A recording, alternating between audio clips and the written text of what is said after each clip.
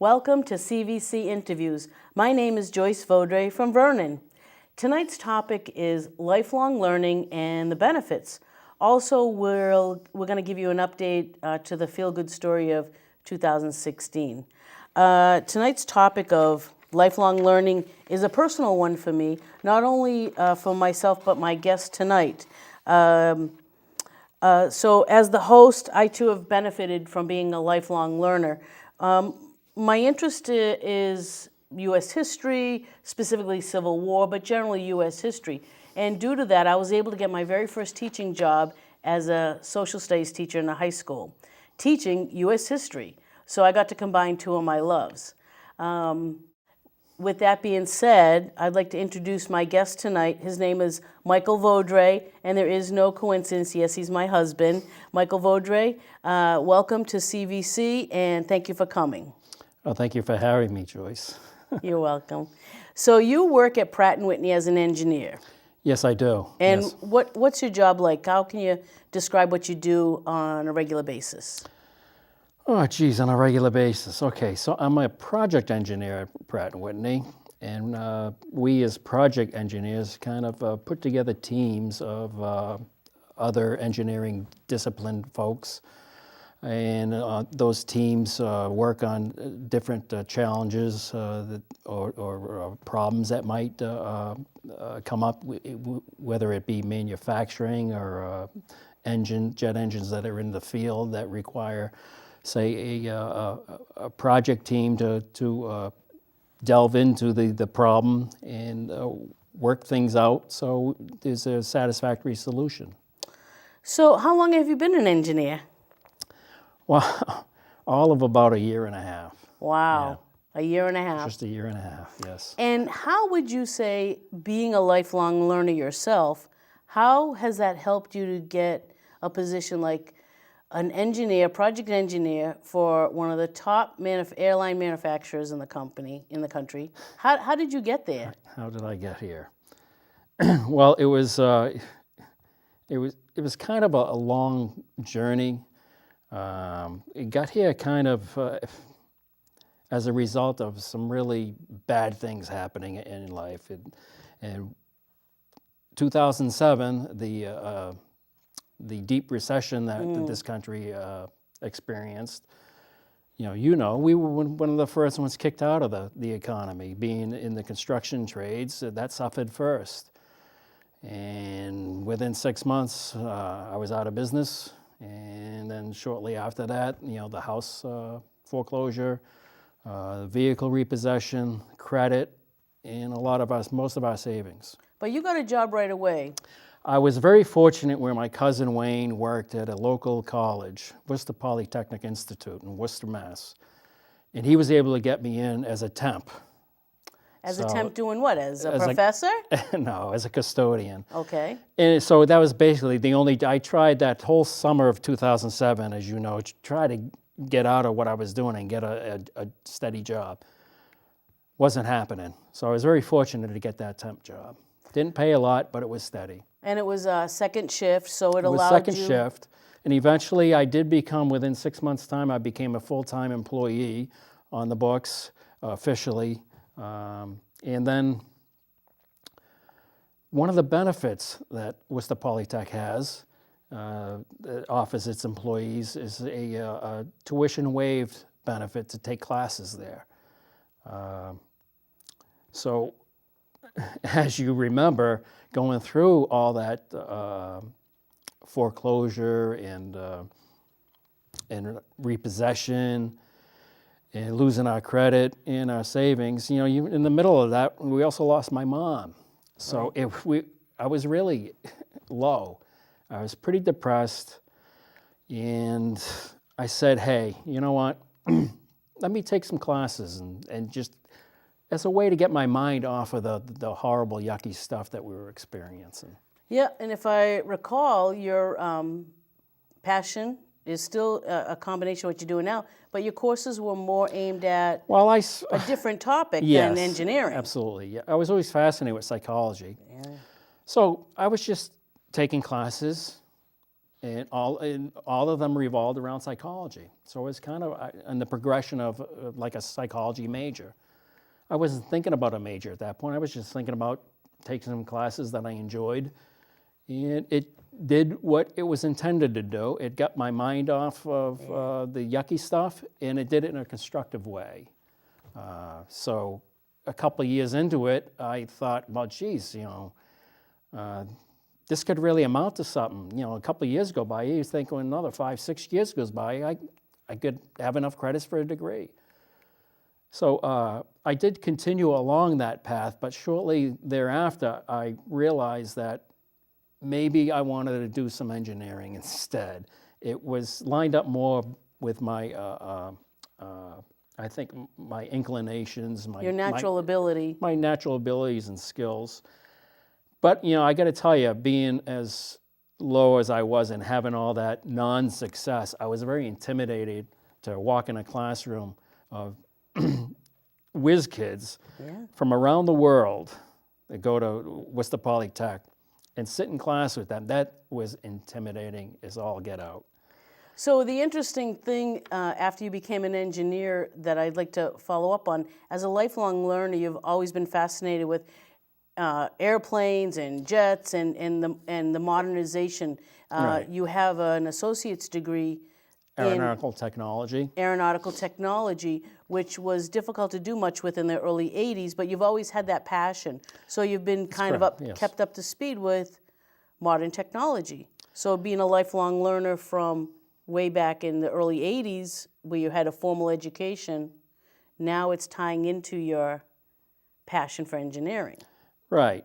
And being a lifelong learner,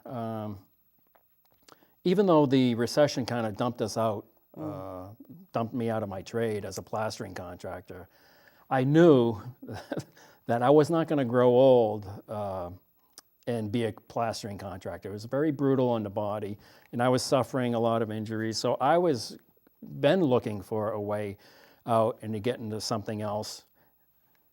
Anything worthwhile profession to get into or to make that career change would require some sort of education, learning.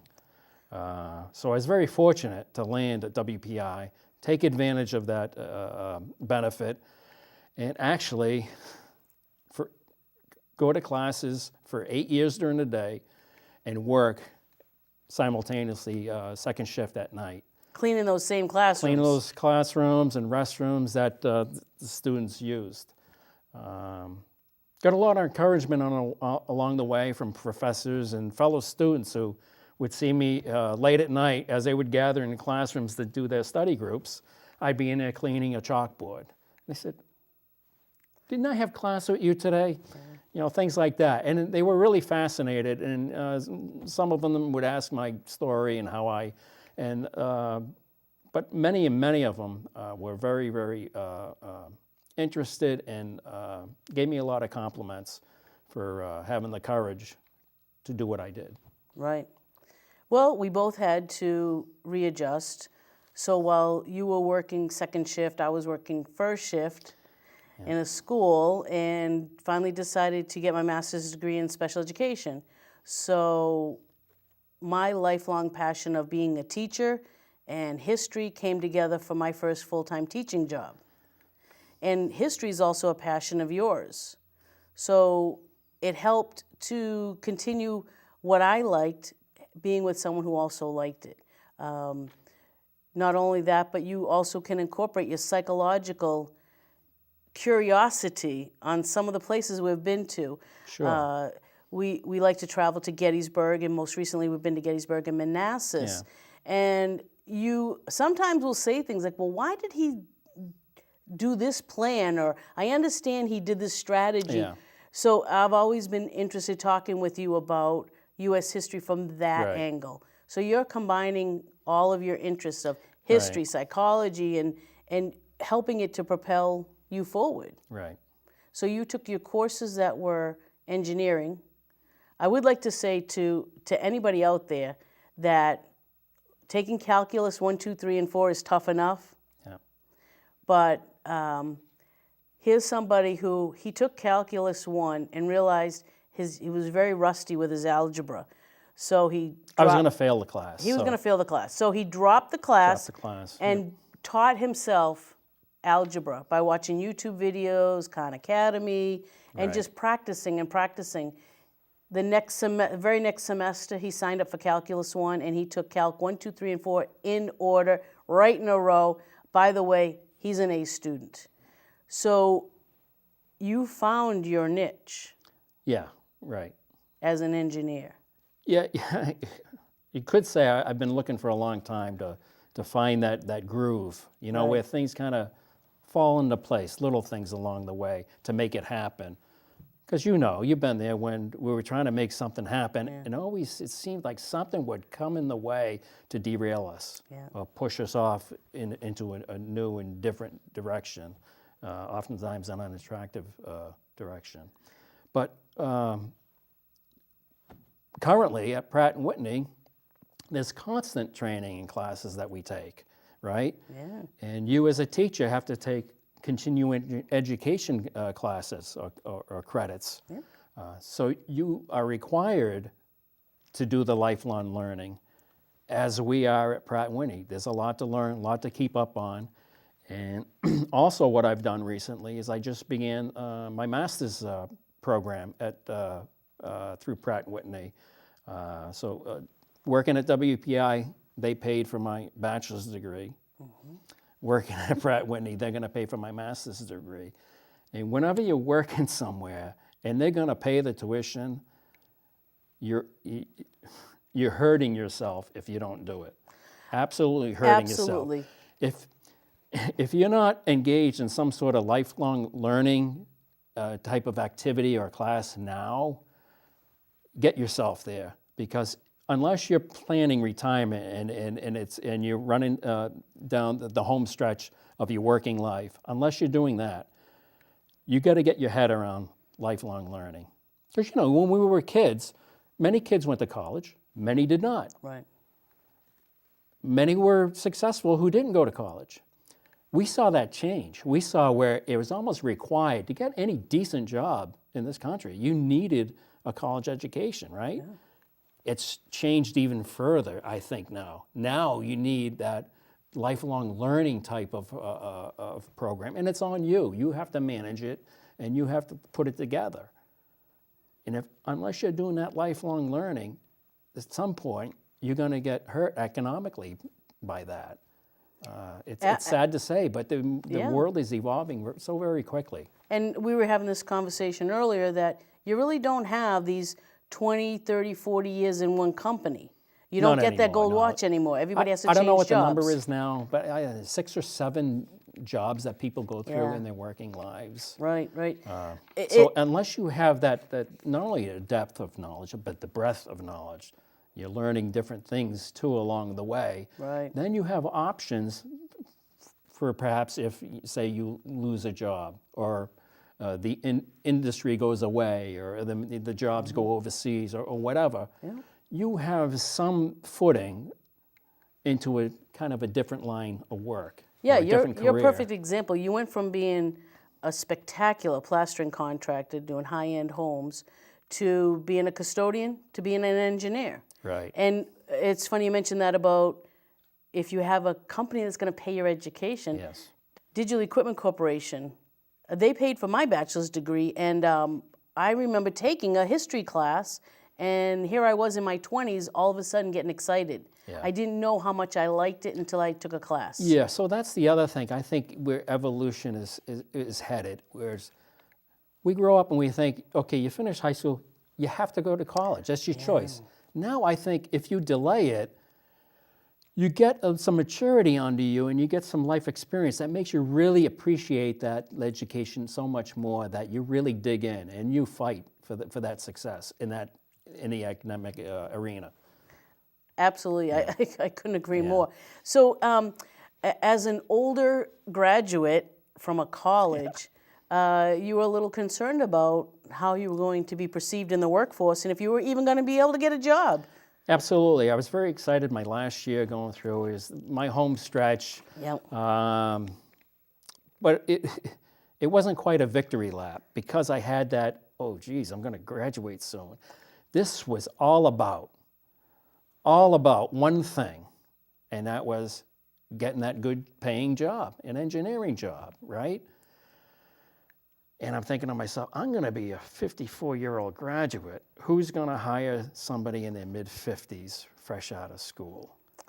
Yes, it was And a sad thought. Yes, and then I remember expressing to you my tremendous anxiety one night, and then unbeknownst to me, you had called the school and said, hey, my husband works here as a custodian, and he's going to graduate with a bachelor's degree in engineering. Wouldn't that make a great story? I did that. And absolutely, I think it was Martin Luttrell that you talked to there, and he took it and he ran with it.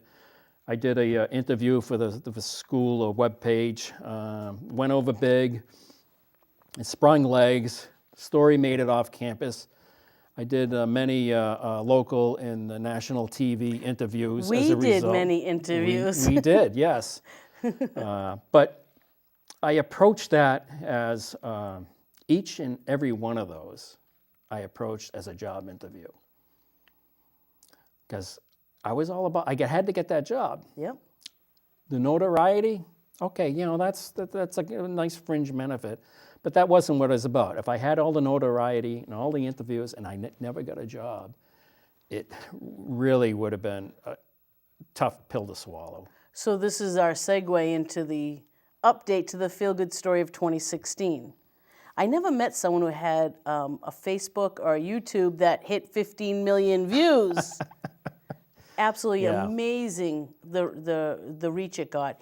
And one day after all these interviews, you got a few phone calls all in one day. Yeah. Who called? So immediately after graduating and the story hitting nationally, I got calls from all over the country. Right? Geez, come work for us, come work for us. Those calls felt great, but I said, oh, geez, up and relocate and go to California or, to upstate New York or things like that. Then one day, one Sunday night, they aired the Sunday night... with Lester Holt. With Lester Holt, Sunday night nightly news with Lester Holt, and the interview that we did that broadcast there. 2 days later, I got 4 different people trying to contact me in a 4-hour window. Each one of those 4 people was somebody from Pratt & Whitney. And I said, oh, geez, well, it's a team effort down there trying to recruit me. And so I called up and, I finally got a hold of one of the folks that I was talking to, and I says, geez, what's with these other folks calling me too? Is this some sort of team effort? And he had no idea. So, and I did learn in my interview, when I finally went down there and had my first interview, that no, each one of them on their own picked up the phone and decided we need somebody like that here. So I would say for anybody, if you're going through really, really bad times, if you tough it out and get through it, the world really, really likes that in a person. So if things are really lousy in your life, I would say embrace it, get through it, and realize you're a much different person than you were before that. You've changed, and you'll never go back. You're stronger and you're better. So you've had some major changes in your life. Yes.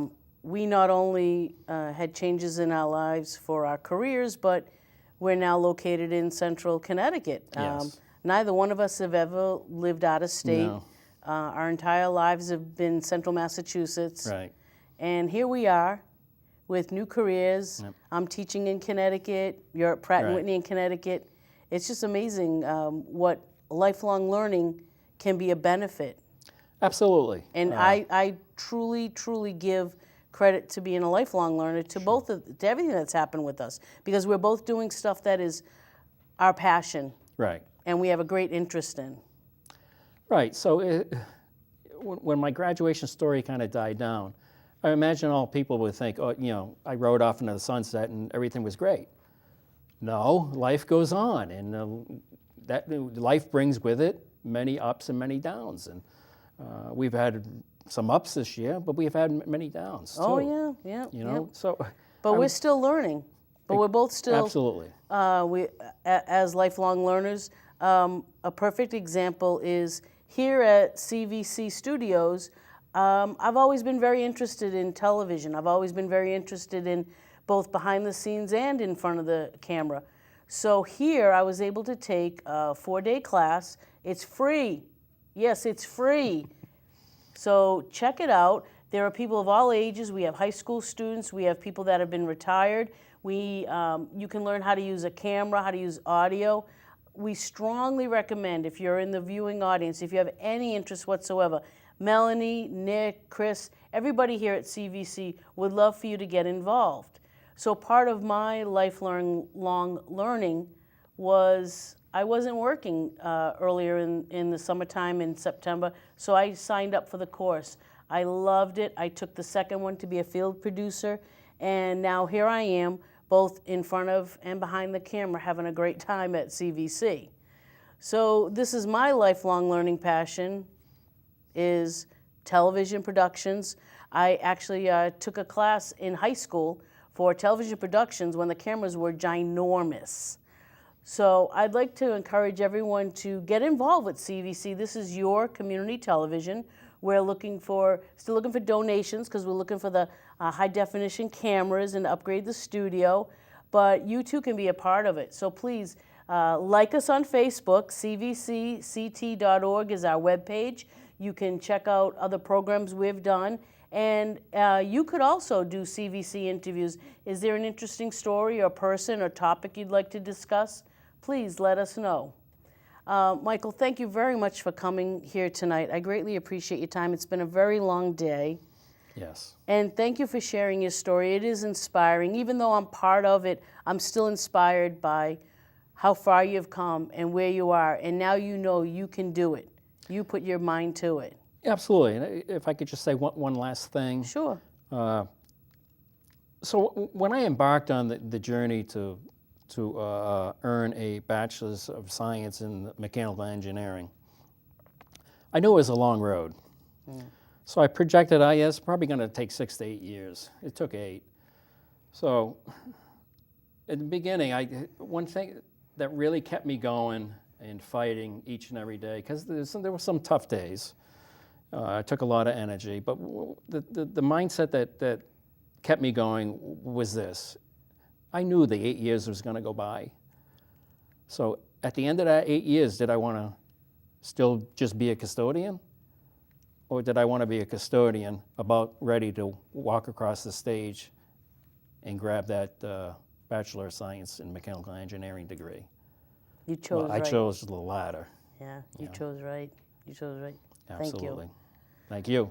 Yeah. Thank you again for joining us here at CVC Interviews. Check out our webpage, and again, like us on Facebook at cvcct.org. This is Joyce Vaudreuil saying goodbye. Thank you.